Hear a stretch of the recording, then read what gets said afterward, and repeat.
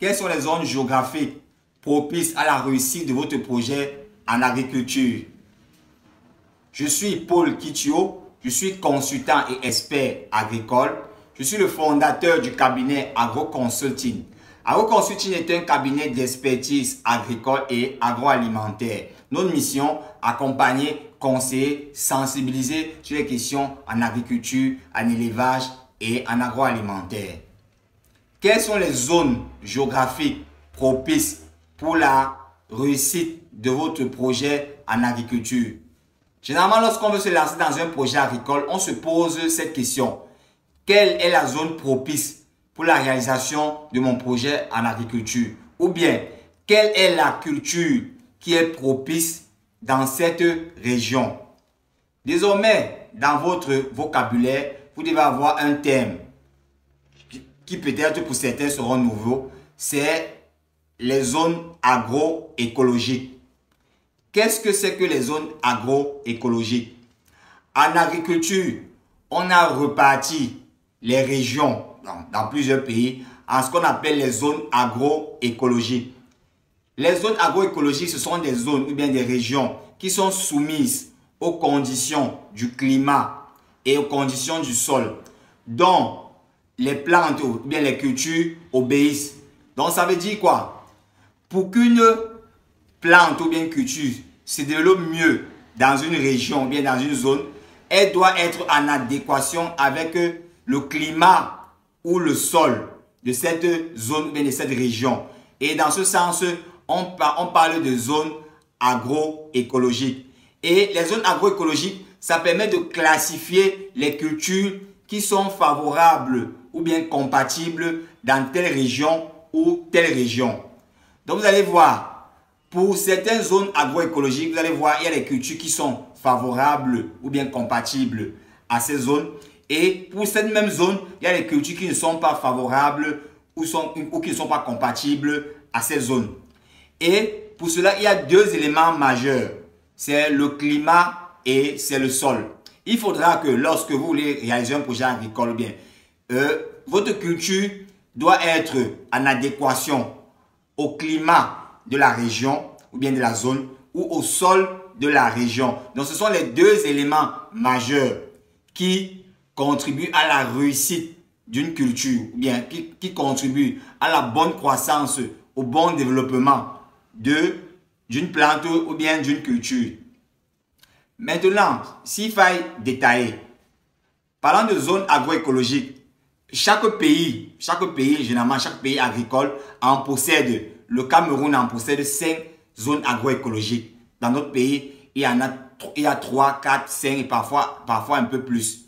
Donc, et les zones agroécologiques, généralement, ce sont les études qui ont été menées par des chercheurs en agriculture pour pouvoir déterminer les types de cultures qui sont favorables à telle zone ou à telle zone. Donc, généralement, le ministère de l'Agriculture, lorsque vous voulez peut-être vous lancer dans un projet d'agriculture, vous allez aller soit sur le site du ministère de l'Agriculture ou bien aller sur Internet et demander quelles sont les différentes régions agro ou bien les différentes zones agroécologiques d'un pays. Et lorsque vous avez ces différentes zones agroécologiques, on va vous présenter les cultures qui sont favorables dans n'importe... En fait, on vous présente des cultures qui sont favorables dans ces différentes zones agroécologiques ou bien dans ces différentes régions agroécologiques. Quand je disais tantôt, les zones agroécologiques et les régions agroécologiques sont soumises à deux conditions. C'est le climat. Donc, et pour que les plantes puissent bien se développer, puissent bien croître, elles doivent être compatibles au climat et au sol de la zone. En parlant de climat, il faudra que vos cultures soient adaptées aux variations climatiques de la zone. Il faudra que vos cultures soient adaptées aux variations de température de la zone.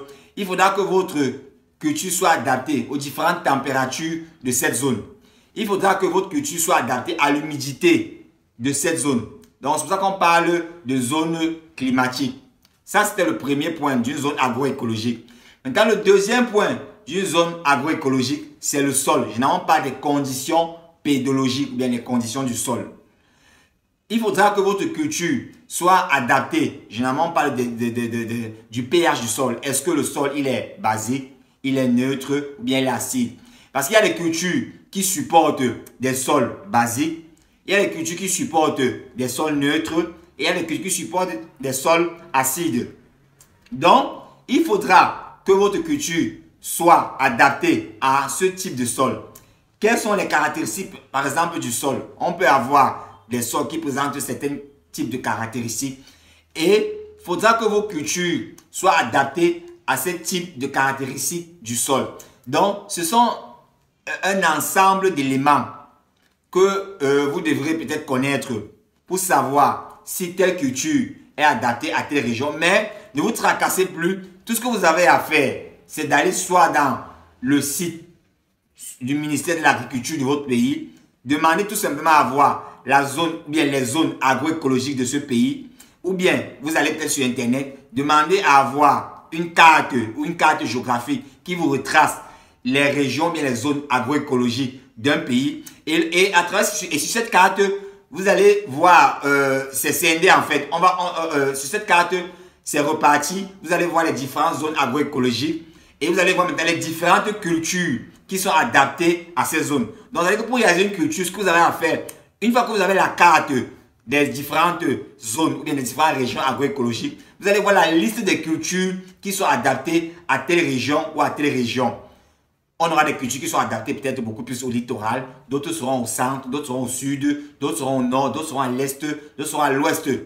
Peu importe le pays. Donc, chaque pays agricole, chaque ministère de l'agriculture des pays ont fait des études sur les différentes zones agroécologiques afin de déterminer quelles sont les zones géographiques, bien les régions géographiques, bien les régions agroécologiques où telles cultures seront favorables et les régions où les cultures ne seront pas favorables ou bien telles cultures ne seront pas favorables. Donc, une fois que vous avez cette carte des zones ou bien des régions agroécologiques, vous pourrez savoir quelles sont les cultures qui sont favorables dans cette région ou bien quelles sont les cultures qui ne sont pas favorables dans cette région.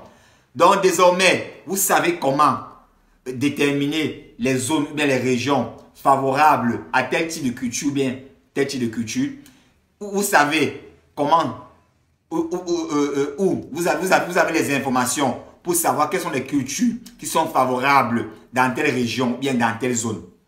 Si vous avez aimé cette vidéo, partagez autour de vous afin que des personnes comme vous qui sont intéressées par les thématiques en agriculture, en élevage et en agroalimentaire puissent aussi bénéficier des conseils que nous diffusons régulièrement sur nos pages ou sur nos chaînes. À très bientôt dans une prochaine vidéo. Ciao!